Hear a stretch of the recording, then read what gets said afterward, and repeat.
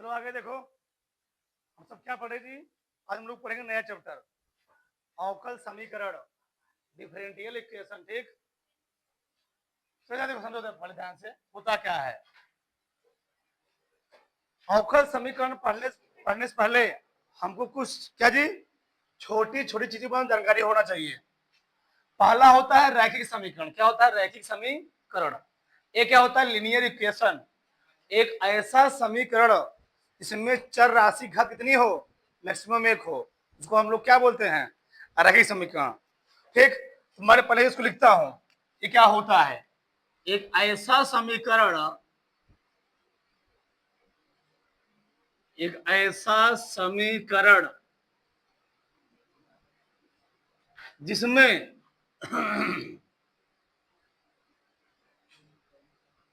चर राशि, जिसमें चर राशि की अधिकतम घात कितनी होती है? एक होती है। एक होती है, क्या कहलाता है? रैखिक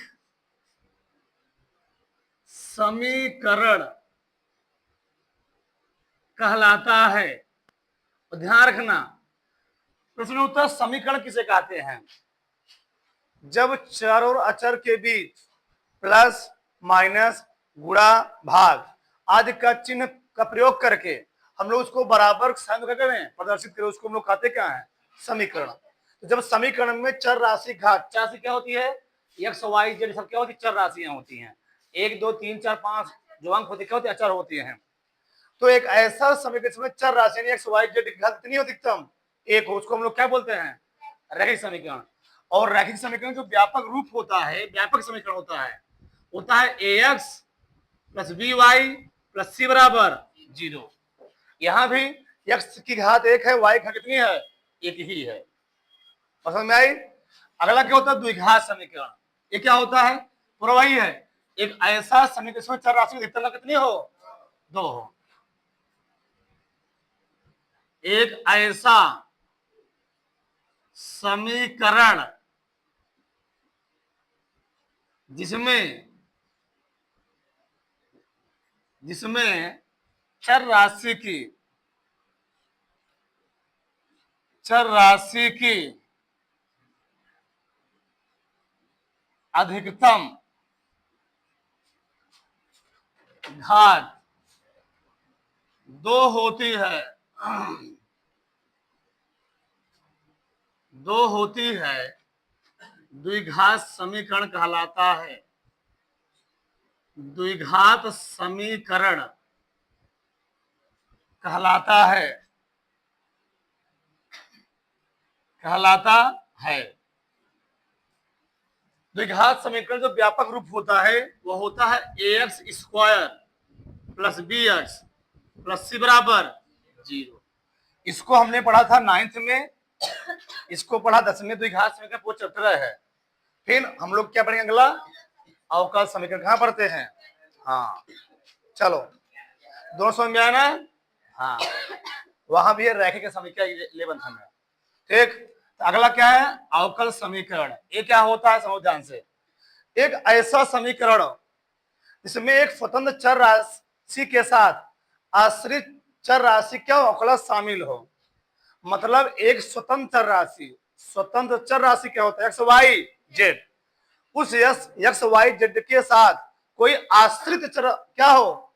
आश्रित चर के अवकलज शामिल हो। आश्रित चर के वही होता है जो डी बटे, जिसे हम लोग लिखते हैं डी बटे डी एक्स। तो डी बटे डी एक्स क्या जुड़ा हो? वाई जुड़ा हो, एक्स जुड़ा हो, उसको हम लोग क्या बोल देते हैं? अवकल समीकरण। क्या बोल देते हैं? अवकल समीकरण। यानी स्वतंत्र चर राशि हो, एक्स वाई जेड हो, और उस चर राशि के साथ कौन शामिल हो? उसके अवकलज शामिल हो। अवकलज का मतलब यह है डी बाई डी एक्स शामिल हो। डी बाई, तो उस चर राशि के साथ कौन जुड़ा हो? क्या जी? D by d x. उसको हम लोग क्या बोल देंगे? अवकल समीकरण। या एक ऐसा समीकरण जो एक फलन और उसके अवकलजों के बीच करता है, संबंध को दिखाता है, यानी संबंध को, रिलेशन को इंडिकेट करता, प्रदर्शित करता है, उसको हम लोग क्या बोलते हैं? अवकल समीकरण। कैसे? अच्छा, अवकल समीकरण हम लोग कैसे पहचानेंगे? हमने क्या बोला? अच्छा मान लो ए समीकरण में लिखा x प्लस, यहां लिखा मैंने dy बाई dx, ये प्लस, यहां लिख दिया मैंने साइन x बराबर क्या लिखा? 0। बताओ, तो इसमें स्वतंत्र चर भी है और क्या है? उस स्वतंत्र चर राशि के साथ क्या लगा हुआ है? अवकलज भी लगा हुआ है। ये अवकलज होता है डी बाई डी, क्या अवकलज भी लगा हुआ है, इसको हम लोग क्या बोल देंगे? अवकल समीकरण। तो मान लो यहां मैंने लिख दिया dy बटे dx का होल स्क्वायर प्लस, यहां लिखा dy बाई dx प्लस यहां दिया x स्क्वायर बराबर 0। देखो यहां पर क्या है? स्वतंत्र चर राशि भी है, उस स्वतंत्र चर राशि के साथ ये स्वतंत्र चर राशि है, x भी है, y भी है, उसके साथ क्या शामिल है? अवकलज भी शामिल है। इसको हम लोग क्या बोल देंगे? अवकल समीकरण। अवकल, जो अवकलन होता है, अवकलन को रिप्रेजेंटेड कई तरीका होता है, dy बाई dx। अच्छा dy बाई dx मतलब क्या है? प्रथम कोटि का अवकलज। क्या है? प्रथम कोटि का अवकलज। d2y बटे dx स्क्वायर मतलब क्या है? द्वितीय कोटि, मतलब उसका मैंने 2 बार अवकलन किया। और d3y बटे dx क्यूब मतलब क्या होता है? उस समीकरण में मैंने कितनी बार अवकलन किया? 3 बार, इसका मतलब 4 बार अवकलन किया।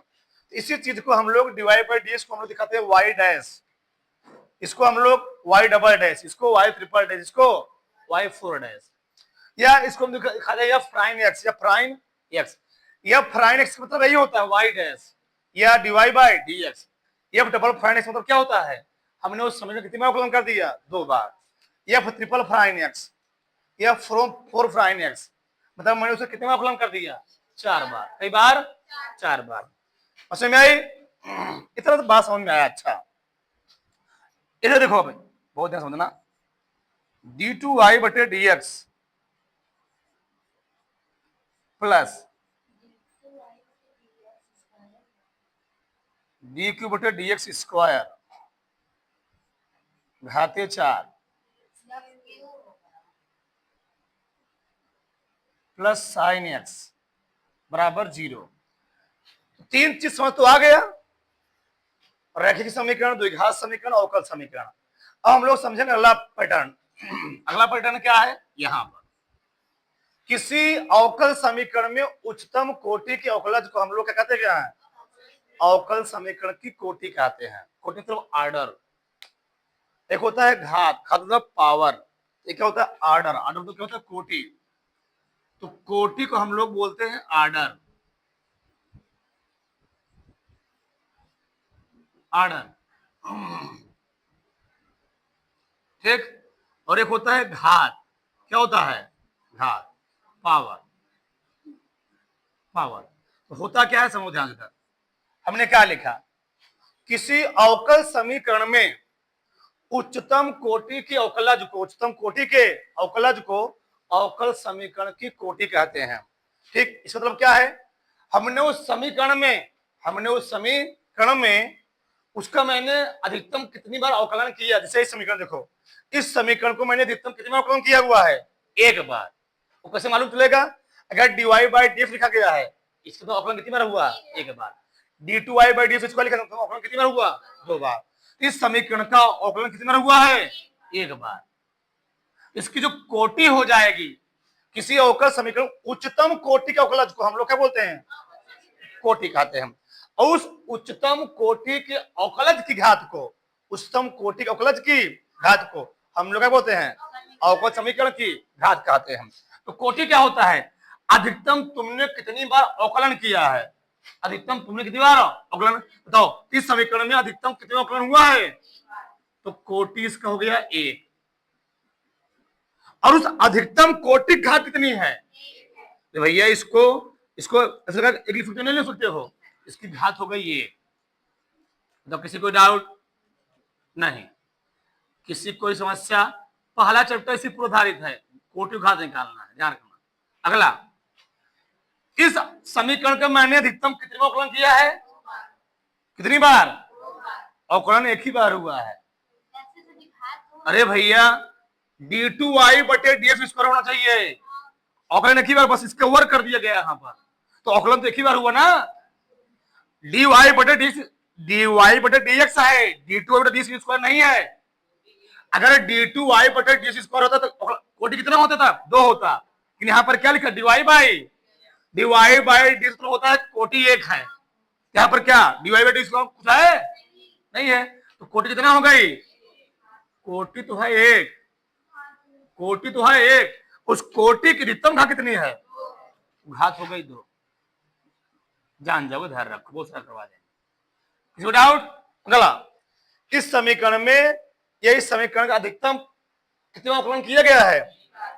यहां मत देखना, यहां 2 बार किया, कई बार किया गया? 3 बार। तो कोटि कितना हो गई? कोटि हो गई 3, कोटि हो गई 3 और घात हो गई। अब तो 3 में पहचान गए होगा अच्छे से। ठीक, मैंने क्या लिखा? किसी अवकल समीकरण में उच्चतम कोटि के अवकलज को, उच्चतम कोटि का मतलब ये है उस समीकरण को तुमने अधिकतम कितने बार अवकलन किया है? कितना किया है मैंने? 3 बार। तो कोटि हो गई 3, और उस उच्चतम कोटि अवकलज की घटवा को क्या बोलोगे? अवकल समीकरण की घात बोलोगे।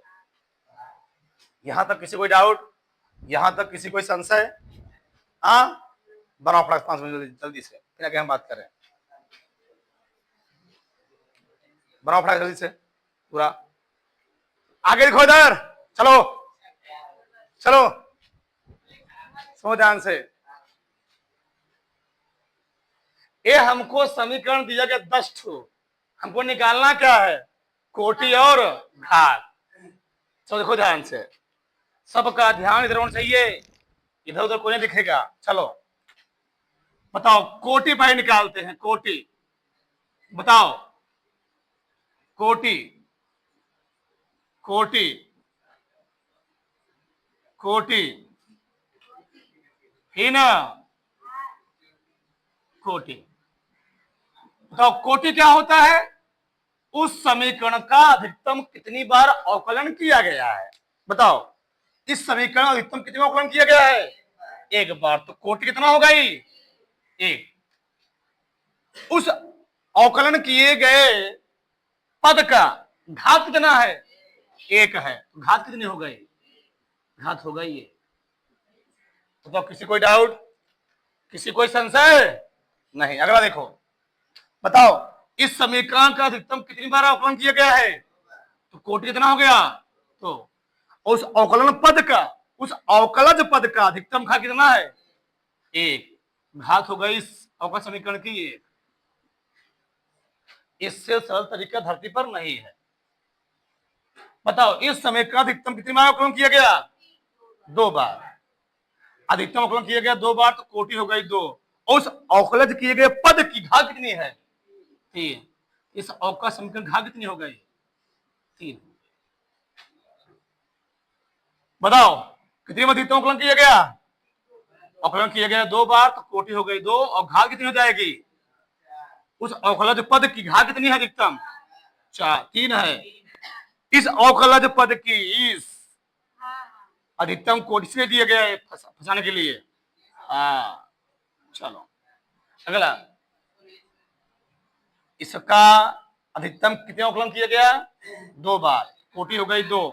उस अधिकतम किए अवकलन किए गए 2 बार, इसका अधिकतम, उसकी घात कितनी है? 3 हो गया घात।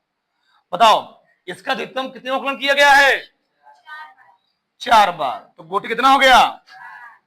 और उस जिसका तुम देख रहे हो कोटि, एक बात समझ, जिससे तुम कोटि डिटरमाइन कर रहे हो उसकी घात कितनी है? बस घात 1 है। घात 1 ये। तो यहां तो किसी को डाउट? जिससे तुमने कोटि डिटरमाइन किया उसकी घात कितनी है? 1। घात होगा ये। यहां देखो, बताओ कोटि कितना है? यहां पर अधिकतम कितनी बार अवकलन किया गया है? यहां पर देखो कितने बार? तो कोटि हो गया 2, और घात कितनी हो जाएगी? कोटि डिटरमाइनिंग टर्म की घात को हम लोग क्या बोलते हैं? क्या बोलते हैं? अवकल समीकरण की घात बोलते हैं। चलो घात होगा ये। यहां बताओ कितनी है कोटि? अधिकतम कई बार अवकलन किया गया है? 3 बार। तो कोटि हो गई 3, घतवा कितनी हो जाएगी? उसकी घतवा ये। लेकिन बच्चा अब देखो, अब इसके आगे तुमको 3 चीज बहुत ध्यान से समझना है। यहां कोटि कितना है? यहां कोटि कितना है? 2। यहां कोटि कितना है? कितना है? 4। यहां कोटि कितना है? यहां कोटि है 3। लेकिन अगर हम तीनों में ही घात की बात करें, किसकी बात करें? घात की बात करें, तीनों में ही ध्यान रखना। अगर तीनों में हम घात की बात करें तो घात को हम लोग निर्धारित नहीं कर सकते। कहो क्यों? हाँ, अगर किसी अवकल समीकरण में चाहे y चाहे dy बाई dx चाहे d2y बाई dx, तो आएगा नहीं, मान लो बहुत कम रही है, कैसे आएगा? ये तीनों साइन के कोण में फंस गए, ई की पावर फंस गए, यहां फंस गए, यहां पर कोण फंस गए, यहां पर 3 चीज ध्यान रखना। साइन के कोण फंस गया, ई की पावर यहां घातों फंस गया, या तो लाग में यहां पर क्या हो गया? रुक गया। इन 3 कंडीशन में हम अवकल समीकरण की घात निर्धारित नहीं कर सकते। क्यों? क्योंकि अगर मान लो तुम किसी चीज का अवकलन कर रहे हो और आगे यहां पर साइन dy बाई dx, तो क्या कभी तुम उस समीकरण का dy बाई dx निकाल पाओगे? कहां फंस गया है? कोणांक फंस गया। तो क्या कोणांक से dy बाई dx बाहर आ जाएगा? क्या कोणांक से dy बाई dx आ जाएगा बाहर? नहीं आ पाता है। इसलिए उसको क्या कहता है? उसका हम लोग अवकलन नहीं कर पाते हैं, उसका हम लोग अवकलन नहीं कर पाएंगे। इसीलिए यहां पर देखो, यहां पर dy बाई dx कहां फंस चुका है? कोणांक में। यहां पर dy बाई कहां फंस चुका है? लाग के अंदर। लाग से बाहर नहीं आ पाएगा, लाग के बाहर तो सही था, लाग में फंस चुका है। सिवाय यहाँ पर y कहां फंस चुका है? e की पावर फंस चुका है। इन तीनों समीकरण में हम घात को निर्धारित नहीं कर सकते, यानी घात निर्धारित नहीं होगा, निर्धारित नहीं होगा, निर्धारित नहीं, निर्धारित नहीं, निर्धारित नहीं, यहां भी निर्धारित नहीं। बताओ, किसी कोई समस्या, किसी कोई डाउट? मतलब तीन चीज जान लो यहीं पर। किसी त्रिकोणमितीय फलन के कोणांक में dy बाई dx फंस गया, लाग में फंस गया, या एक ही पावर में कोई फंस गया, तो उसका हम लोग घात डिटरमाइन नहीं कर सकते। कोटि डिटरमाइन कर लेंगे परंतु घात डिटरमाइन नहीं कर पाएंगे। कर लोगे ना? करो फटाक से।